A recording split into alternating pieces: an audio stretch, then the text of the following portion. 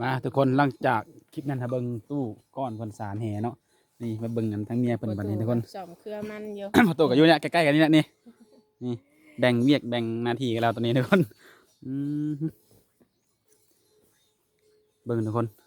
ตอนแรกก็คิดว่าไม่ตู้เพิ่นเดาซื่อๆเนาะเบิ่งให้กับตาเลยบัดนี้คือสารให้กับตาเลย ตู้สารได้จักมือได้เอาได้ซ้ำนี่ค่ะ นักสานวานนี่ขำแล้ว โอ้ได้เนาะ อืม ปลาเด้อบ่ เป็น ยา ห ก นึ่งเนาะ บ่ได้เห็นหงก็ได้แล้วคือตาต่อ ใช่แว่นตู้มีแว่นบ่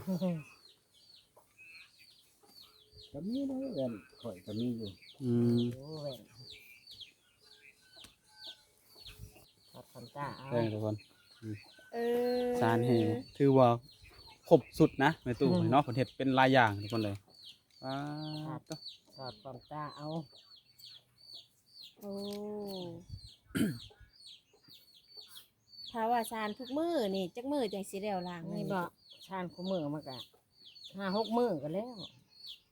โอ้ไวเนาะ ตั้งต่อได้ เจ้า สาร จะ เนาะ มือมามือเจ้ามาก็แล้วแล้วนี่แม่บอกว่านี่หากันมือหนึ่งเนาะนี่ไงเอามือนี่ใช่ไป อืม แต่มืออันออกไม่อันแฮมคำหนึ่งนี่ใช่ไปนี่ผู้นี้แฮมหกคำนี่ก็แล้วเราจำเราอย่างไร อืม เออ คอยชิบ ว่า ว่า แม่ เป็น ตู้ เดือ เพิ่ น นก็เฮ็ดตู้เพิ่นสารไว้เด้ คน ตู้ ชานได้ เป็นเดือนผู้ได้คนอย่างแล้ว ไป โอ้ขอบคุณทุกคนมาเป็นเดือนจังแล้วเนาะทางในตู้ตอนนี้ ผู้ได้คนอย่างแล้ว ทางหกมือคนนะ กินเขาแล้วก็เอาแล้วเนาะบ่ได้พักผ่อนเลยติ สุดท้ายความดุความมัน ทำได้สานมันก็6-7มื้อก็ได้6ศอก5ศอกอ่ะ คันว่าเฮาบ่ไปทางไหนเนาะตู้ ไหวเลย โอ้ ขนาดว่าตาบดีนะ ยังว่าไวทำนี่ตาทำตาพญายนั่นคือไว อืมคือว่าชานไว้ใช้เองเนาะตู้เนาะ โดย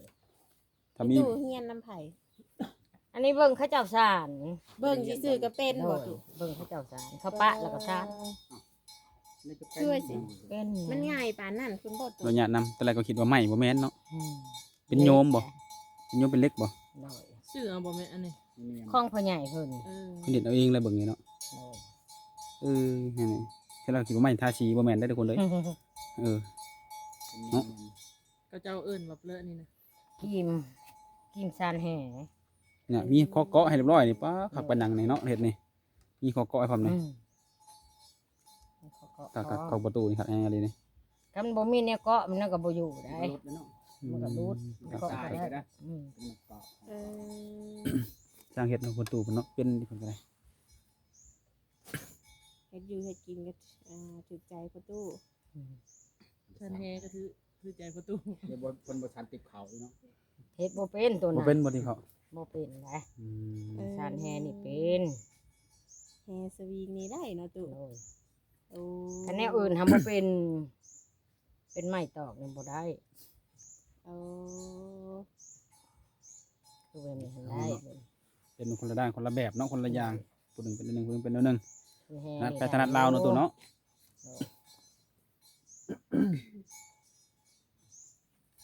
สารไว้ตกแรกเนาะตู้ได้ใช้งานตกแรกเนี่ย โดย นี่นะพี่น้องก็ใกล้ๆน้องกัน เฮ็ดใส่น้องซา อืม เป็นใหญ่เลยนะคือ ประตูไปพูดปูอยู่น้องซ่า ใบเลยมัน ไปทมไว้ ให้มันติดเนาะ เหี่ยว อืมคือว่าคัน ตอนแดง แม่ตู้อยู่นํกัน2คนก็เว้าคุยกันอ้อมแอมสิบ่ คุยกันอยู่ บ่ได้ว่า แม่นแล้วเนาะ ต่งคนต่างเงียบ ห่วย แต่ว่า บ่คุยกันอยู่ การที่เอาผัวเมียก็เอามาเว้ามาจากันแล้วเนาะ มาก็ อย่านั้นแม่ตู้อยู่เทิงประตู โอ้ อยู่ลืม บ่ได้ มันก็อยู่นำกันบ่ได้แล้วนะเนาะ เอ แม่ อ กับป้าวันเพิ่นก็ซาน โอ้แม่ในประตูเพิ่นก็สานเป็นเนาะ เพิ่นซานเพิ่น เอามานี่ โอ้ เพิ่นถามจะเป็นหยังจะบ่ซานขอยเจ็บมือไม่งอตอด ตอนมีงานตอนไม่ได้บอกคนบอก บ่ จะใช้ยังเจ้า บ่ได้ใส่หยังปะหั่นแหละ เจ้าเอง มันเซาเองมัน มันปวดบ่ผู้บางคนจนไห้เด้ผู้บางคน มันก็บ่ได้ปวดปานใด เป็นน้ำถาดคนบ่ อืม ผู้บางคนนี่นั่งไห้เด้บางคนมันงอดตอกนี่ แล้วก็ปะเนาะตู้เนาะแล้วก็เอาเริ่มใหม่อีกบ่บัดนี้ ถ้ามีผู้สั่งนี่เฮ็ดขายบ่ ยังรับปากบ่ได้เด้นี่ เอ เพ อ ราะเฮาก็ เมื่อยขนังลายก็ได้เจ็บแอว อืม แม่นแน่นะตูนเนาะ เอาก็ไว้ซะนี่เดี๋ยวแล้วกันเนาะ 2-3 เดือนไปแล้ว4-5 เดือนก็ได้จังได๋ เห็นหุงคือกระเต่าแต่ใครอยู่นี่มันบ่เห็นหุงนี่ ยังบ่ละปากใครได้มันบ่เห็น คือ หุ ว่าง ตัดแว่นใจนี่ตัดแว่น ตัดแว่นก็บ่มีเงินมีคำนี่แล้วโอ้ยเงินลายเฮ็ดได้ ตัดแว่นนะ ขอเป็นขอไปเนาะ บ่ ค ตั อ ด ย แว่ เป็น นคอยไป สิบ่แล้วได้เฮ้ยว่าสิสิว่าจัง ข ได๋ อไป คอยเป็นคอยไป คือเพิ่นเดาเพิ่นว่าหั่นแหละมือมีมือของขอ มีมือใบยังยืนเพิ่นว่าเป็นสมบูรณ์แบบอีหยังกะเนาะ ใส่มือแล้วเด้เนาะเว้ากันแล้วเรียบร้อยแล้วว่า เข้ากันแล้วว่ามือ ทั้งนั้นก็คุยกันแล้วว่าโทรไปคุยแล้วว่า ยังบ่ได้โทรหาเอ้ยน้องได้ โทรหาคุยกัน2 คนบ่ถือว่าแล้วนี่ ถ้าคุยสองคน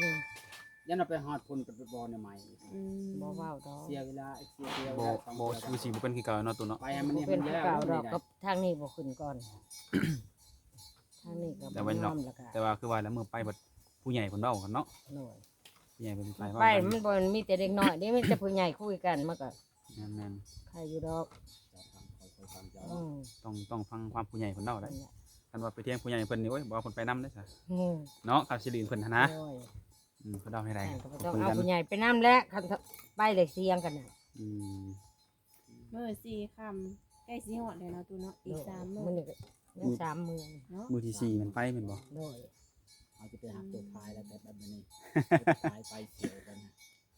หักนะ ไปเป็นป้าบ่ไป ไป เป็นลุงบ่ ได้เป็นลุง ว้า เป็นถ้าเป็นไปได้บ่ อืม ยันเขาบ่มักแล้วหักรถนี่แสดงเขา ผู้พายเนาะเฮ็ดเวียกเฮ็ดงานได้ได้เพิ่น ดุแล้ว เราไปทำงานด้วยกระปือพอแต่ละปีนี่ถ้าเราจะไปอยู่แล้วหาเงินเก่งตัวเกาะตัวไปอยู่เฉยๆโอ้เฮายอมใจว่าเท่าขนาดมันบ่รู้ว่าปัญญาเอาเงินมาใช้ว่าลูกหลานก็บ่มีคนว่า คือมันบ่ ได้สิ ตัดบ่หาเองเพิ่นสิหาให้กินแม่นความแล้ว นั่นเนาะ เฮ็ดไปแล้ว เลี้ยงตัวเองตอน ยังบ่ได้โทร นี้ ไปหาอ้ายได้อยู่ เลี้ยงได้นี่แหละ สารวัตรหั่น ให้เขามาตู้อยู่บ่ โดย โอ้ ทิศเอื้อยผู้อยู่เฮือนนี่ลูกชายก็ยังบ่ฮู้ได้นี่ เอาแต่บ่มีปัญหามานำหลังดี ลูกชาย บ่ ยัง มี บ่ หยังดอก อืม ลูกชายยังบอกอยู่แต่มันอยากได้มีไผของมันทันหายก็ให้เอากันราคาตีวีโบยกันหาบ่ให้เอาแล้วว่ะให้บ้านให้เมืองลูกว่านะ โดย ตอนนี้ลูกชายยังบ่ฮู้ว่าอยู่ บ่ มันไปคอเนี่ยเพิ่นบ่มาบ่ลูกชายมาแล้วว่ะ บ่ได้มาอยู่กรุงเทพ อยู่เทพนะ โดยเพิ่นไปทำ งาง าน น อยู่ เพิ่น กรุ นะ งเทพ เจ้าได้อยู่เฮิงล่ะ อืม เนาะ ให้โทรหาลูกบ่ติดลูกก็บ่ได้ว่าหยังดอกขอแต่ว่าบ่กินเหล้ากินยาเอากันแล้วบ่ให้ฆ่าบ่ให้ตีกัน ลูกนั่นอายคน ผู้ใหญ่นี่เขาขอเป้าแล้วยาก็บ่สูบเหล้าก็บ่กินเพิ่นว่านะ เราก็อยากใจฮ้อน อ๋อ นะเนาะ ขึ้นไปเลยได้ล่างถ้วยบ่เนาะ แล้วเฮ็ดเดี๋ยว หมกแลน หมกแลนนะที่หมกแลนหมกแลน ข่อยนี่ก็บ่กินคนบ่เฮ็ดให้ไผได้ ยังบ่ถึงใจเพิ่นเลยเนาะ ย่าบ่ถูกใจเพิ่นเพิ่นเฮ็ดเอง เอาเฮ็ดเพิ่นเฮาบ่กินเฮาบ่จักชิมแล้ว เราบ่เห็นแต่ว่ายังบ่ถึกปากเราบอก เราบ่เฮ็ดแล้วเฮ็ดเองแล้ว เพราะว่าเราเพราะว่าเจ้าบ่กินเด้ อืม เฮ็ดเอง ยังบ่ได้คิดกันได้เนาะตูเนาะตั้งแต่มา ยัง 2 อาทิตย์แล้วเนาะเฮาได้2 อาทิตย์แล้ว ใช่แล้ว2ทีไป 2 อาทิตย์เพิ่น อย่าผิดอย่าเถียงกันเถอกเนาะอย่าแทงแบ่งปันกัน จัก ดี พี่เที่ยงกันไปอีกหยัง ๆอืม เอฟ ให้ ซี แบบ ว่า ไอ้มึ โอ้ งเลย ยให้แม่ใหญ่กับพ่อใหญ่อยู่นำกันดนๆเด้อ อืม เพิ่นว่าได้ FC เฮาได้ เนี่ยถ้าเป็นไปได้เฮาก็อยากอยู่เนาะ อยู่ตามเฮาเบิ่งสังเกตว่าคอมเมนต์ตอบ เฮาก็ มา อยากอยู่ แม่ใหญ่นี่เราก็ดีเราก็แบบคนขยันนะเฮาว่าเราบ่ได้อยู่ซื่อๆแบบนั้น กันอยู่ไปฟิตกันเฮาก็บ่อยากอยู่ให้ลูกให้หล้านแล้วเคยได้ไผมีล่ะ เอากันไปชีวิตสิเที่ยงกัน คิดเห็นหยังเนาะ อืม บ้านนี้เนาะ อันนี้ ให้ ล่ะ ลูกหลานเนาะ อายแล้วเคยได้ไผมีล่ะ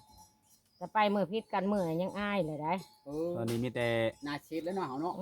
ตอนนี้มีแต่ระวังคนอ้อมข้างเนาะมองผู้ว่าเขาสิใส่ร้ายหยังให้เฮาอีกอะนะ คน ระวังเท่านั้นแหละ กันที่เว้าอย่างนั้นนะอืมเพราะว่าที่ผ่านมาก็เห็นแล้วเนาะ โดย เห็นแล้วบัดนี้ อย่าง นั่นแหละ ทางเราก็คือสิบ่มีปัญหาหยังดอก โดย จากแรกตัวหน้าไปหากแต่ว่าคือผ่านมานี่ยัง อนาคตเฮาก็แนมบ่เห็นได้ อนาคตยัง2 5บ่เห็นได้อนาคตได้จักเป็นใด พูด จักหลายจักดีเฮาก็ยังบ่ฮู้ พูดแต่เมื่อวานกับมื้อนี้เนาะแล้วก็เมื่อวานน่ะฮู้แล้วผ่านน้ำฮู้มาเลยเด้ อืม มื้อนี้อีกห่าน มื้อนี้ก็ฮู้แล้วนี่ยังมือใหม่ต่อไปอีกเฮายังบ่ฮู้เด้จักสิเป็นใด แม่นเลย นี่นะคนเฮา คนเฮาฮู้แต่เมื่อวานกับมื้อนี้แหละคนเฮานะ โดย โอ้ยไปฮู้ดอกโอ้ยได้มันโอ้ยมื้ออื่นกูสิไปนั่นมื้อนี้กูสิไปฮู้ดอก แต่นี่ต่อไปเฮาก็ยังบ่ฮู้อนาคตจักเป็นใด แม่นเลย จักว่าดำไปก่อนจักว่าดอนไปน้ำหลังตัวนี้เฮาก็ยังบ่ฮู้นะ โด เอย อ ถ้าผ่านมาก็มีเทื่อเดียวนั่นละ อืมตอนนั้นเนาะ โดยก็บ่มีหยังอีก ได้มื้อดีเฮาก็ลืมไป โดย ได้มื้อดีก็จดจำไว้ อืม เอาบ่ดีกับทิพย์เนาะ แต่นี่คือลางก็เฮาบ่ให้เอ่ยแต่นี่ต่อไปก็บ่ให้เป็นคือเก่าเคยไผเคยมันแล้วก็แล้ว โดย ถ้าเคยผ่านแล้วก็ผ่านแล้วก็ให้ผ่านไป อดีตในปัจจุบันแล้วบ่ให้มันเป็น โดย การเป็นคือผ่านมามันก็อยู่นำกันบ่ได้แหล้วไปไปมันแหละ เฮาต้องเฮ็ดปัจจุบันที่ดีขึ้นไปเรื่อยๆเนาะ โดย ได้มื้อดีอ้ายเฮาก็ เกิดว่าสิบ่มีหยังแล้ว และลูกหลานก็สิได้มาลิ้นน้ำก็สบายอกสบายใจบัดนี้ สบาย มาบัดนี้ฮักแพงกันคือเก่าเนี่ยใครแน่ มีหยังก็โทรมา เนาะ เนาะลูกหลานหลายคน โดย ขาดนั่นขาดนี่เพื่อของใช้ในครอบครัวขาดก็โทรมาบอกเขาถ้าบ่มีเวลาออกเนาะ บรรดาอยู่ไกลทำเนาะ โดย ลูกหลานก็มาหาเรื่อยอยู่ แล้วก็ยังมีครอบครัวอยู่เฮาก็ดีใจเด้อเรามีหมู่เด้ เนาะถ่าย เราอยู่ผู้ ถ่าย เดียวแล้ว เอามาติดตามผู้ใหญ่ตั้งแต่เพิ่นยังบ่ทันมีครูมีคิงเนาะว่าเพิ่นมีครูมีคิงแห้งมาแล้ว โอ้สิตามเพิ่นถึงนี่บ่สนุก ตั้ง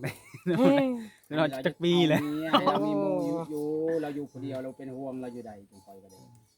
ยานใน ได้ สิ่ง ค่ะ นั้น ได้ตีได้เนาะ นอกจากว่าช่วงเฮาติดเวียกงานเดี๋ยวนี้คือช่วงหลังบ่ได้มาหาประตูก็ได้หลายเดือนเติบ คันว่าเราใจเย็นนะใครอยู่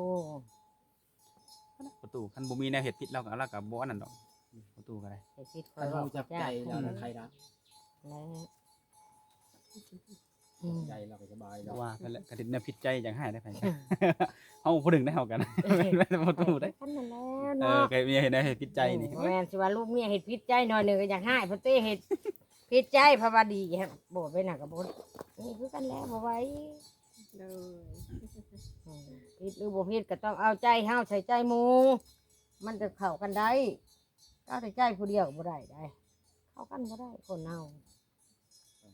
เอาใจเจ้าใส่ใจข่อยใจข่อยใส่ใจเจ้าดี โดย ก็ถูกต้องกันดีเว้ากันดีปลีกันหมุนมีความสุขได้ โด อยู่ร่วมกัน จากบ่ายโมง6 4 5โมงหัวว่ามวน อืม 4 โมง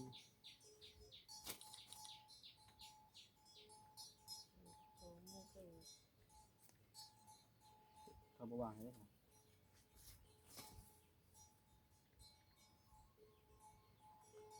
มัน วันนี้ คื ไม่ได้ อ ชานมาแต่เช้าผม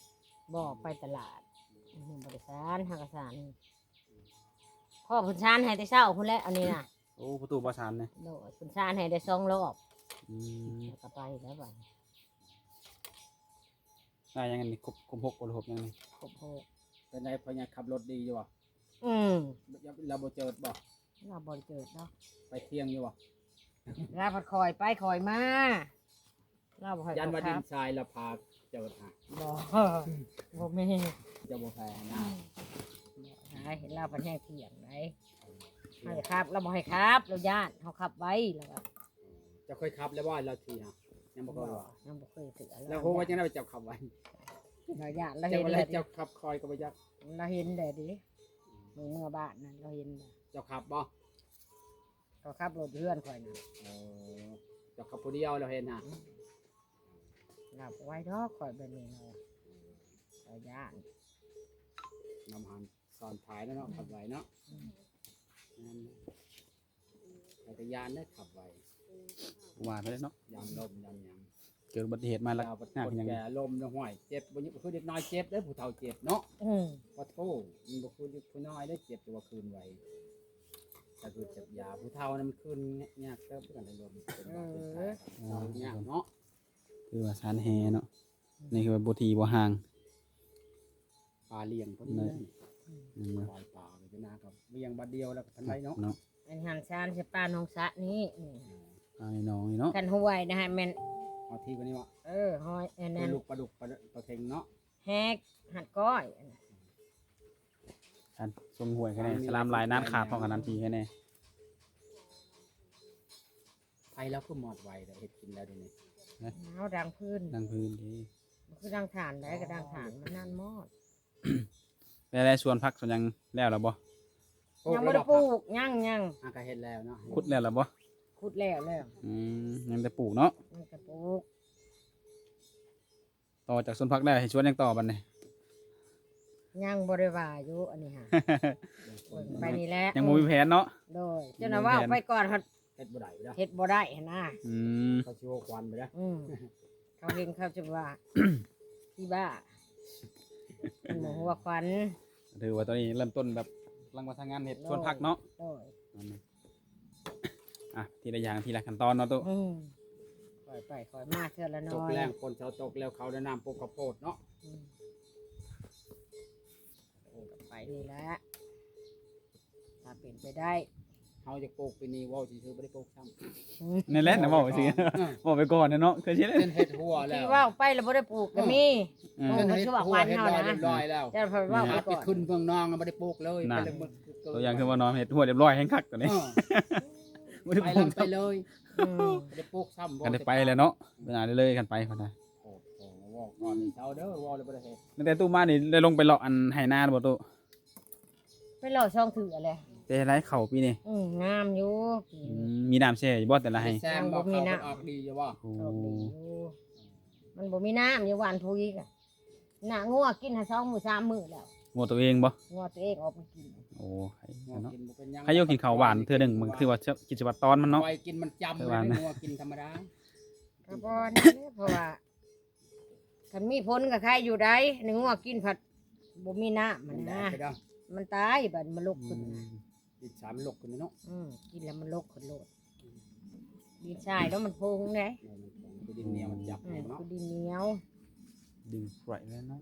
แต่ว่าเขานี่งามเนาะ น้ำเข้านี่แต่ว่าเพิ่นมีหายมีนา ย่างตู้เขา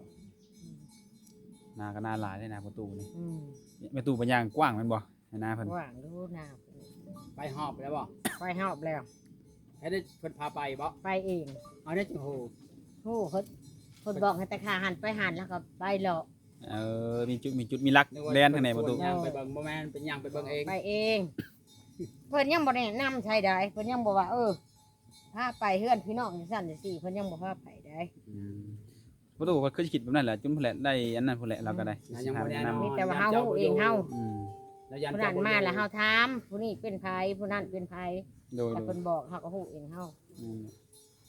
แหละสิฮู้กับมือแหละมือไปขอเนาะ แล้วเพิ่นแล้วฮู้จัก แม่ แม่ น พี่น้อง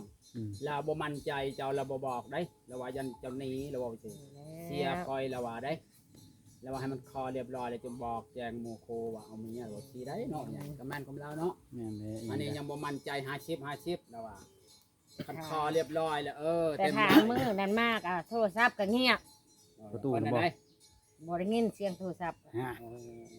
ก็คือแบบคอยเปลี่ยนคอยแป้งทีละนั้นละหน่อยนะตามขั้นตอน อยู่ ฉันเต็มมาจะเบ็ดนี่จะได้กิ้งเลยเนาะ ว้าวมืด ไปจากซ้ายไปจากขวาเนาะ โทรศัพท์ลายได้ลาวไหน โทรศัพท์ไลน์ก็ตามเฮาบ่วนวายแล้วก็แล้วดอกเฮาเอาลูกเอาเมียแล้วก็บอกว่าเอาลูกเอาเมีย เอาแล้วก็เงียบแล้วเขาก็บ่โทรแล้ว คันเอาลูกเอาเมียเจ้าก็ยังคือเก่าอยู่ไม่หาไปก็บ่มีความผิดได้มันเหลือเฮาก็บ่ได้แล้วเอาลูกเอาเมียเจ้าบ่บอกเขา มาโทษทายเดียวก็บ่ได้คนเฮาเอาก็อยากเป็นหลักเป็นฐานเนาะอยากเป็นเฮือกเป็นซ่านบ่แม่นเฮาสิอยากลิ้น เออไปเฮ็ดเอาเป็นเพื่อนเป็นซานมันแล้วเนาะ โดด เพิ่คันเป็นไปจะได้ลูกไปแล้วจะคนหนึ่งเอาอันนี้ อ่า เลย อย่าว่ายอมแลลูก บ่ได้แล้ว เศร้าลิ้นขี้ ทำมันได้หันนะบ่เพิ่นทำมัน ทางได้มันได้แล้วก็สิเอานะบ่เอาดอก อายุหลาย ยั แล้ว น เนาะ ได้จากใด เฒ่าแล้วอ้ายลูกเต้าแล้วลูกเต้าบ่ให้เอาดอก นี่ตัวอายุเท่าไหร่ก็ไม่รู้นะ 51 52 เป็น แล้ว 52แล้ว เนาะ เนาะ ว่าจะเอาให้ไปสืบมูลสืบนางของเป็นไงมาแล้ว มูลมั่งนี่คือว่าจะทุแล้วว่าผัวให้ก็เอาผัวบ่ให้แล้วก็อย่าพอเฮาก็เฒ่าเลยสิให้เอาลูกเอาเต้าให้บ่คือแล้วลูกบ่ให้เอา พอได้กินจิปากพอเนาะ ลูกชายบ่ให้เอา คิดนั่นแหละคิดตั้งแต่เฮาเอาลูกแต่ยังเป็นรุ่นน่ะเป็นชาวแล้วเป็นอะไรเอากันมาลูก ลูกบ่ให้เอาได้ลูก คือลู ว่าก ขี้ อ้าย ใหญ่ ผู้ เนาะ อ้ายคนลูกเว้านะ อืม เคยได้ไผมีดเพราะสิว่าลูกซ้ำเฒ่า ขาดอมแล้วเนาะ การอุ้มนะลูกเขาก็บ่อยากเลี้ยงได้ อืม แต่ลูกเขาก็บ่แห้งแต่พอจะมาเลี้ยงน้องอีก เขาก็อายคนนะเฮาเฒ่าแล้วสิว่าลูกน้อย โดย ถ้าเกิดพญาอยากได้ได้จ้ะ แต่ได้บ่เอาเลย พญาอยากได้ก็บ่เอาเนาะ บ่เอาแล้วเพิ่น เบิ่ง เฮาเฒ่าแน่แหละใจเฮาก็สิบ่อดนำเด็กน้อย ยันว่าแล้วว่า เฮาเฒ่า นี่ แล้วดิ เฮาบ่มีคนเฮาอยากได้จักคนหนึงเอานะเฒ่าสินะบ่ได้เนาะ บ่ได้ดอกเฒ่าแล้ว มีข่าวนี่เนาะ เฮา การ เฒ่า ทองก็บ่ได้ แล้ว ง่าย8-9เดือน โอ้ เนาะ ย8-9 เดือน เจ้าบ่เฒ่าแล้วบัดนี้ เฮาบ่เฒ่าขึ้นได้มื้อละมื้อบ่ เฮาบ่เฒ่าเขาละมือ แม่น ท้องมันบ่แม่นน้อยๆได้ท้องได้ 9เดือนจุ ว้ายแต่เฮาเป็นแต่ยังหนุ่มยังน้อยกับลูกจะท้องคลองใต้มึงเลยเถื่อแล้ว เลี้ยงลูกไปชอบ14 15ปีเพราะเขารู้จักความเนาะโอ้ยอย่าคิดสภาพเลย อืม โดยเอ้าก็ถือว่าสนิทเด้อตู้เด้อ โดย ข้างล่างก็แสดงความใจหั่นแหละ มีแห้ง ขอบใจพ่อตู้แม่ตู้หลายๆมื้อนี้เลี้ยงข้าวอีกแล้วมื้อนี้ก็ ขอบใจ โดยโดย มากินข้าวเพิ่นมาตูตลอดมาเลยๆได้ยันคำมาตูน้ำมดเรา กับว่ากันดอกเนาะซ้ำสิกินซ้ำนี่นึง มันนี่ยังไม่ได้ถือครับว่าจะไปกราบก็ไม่ได้ถือเขาอะปกติก็ถือได้ โดยเอา มื้อนี้ โอ ว่า เค สิไป ทุกคนมื้อหน้า ถ่าย มื้อไหนจังมาเล่นนำพ่อตู้แม่ตู้ใหม่เนาะมื้อนี้ก็ถือว่าสนิทก่อนมื้อนี้ก็โอเคเด้อทุกคนเด้อ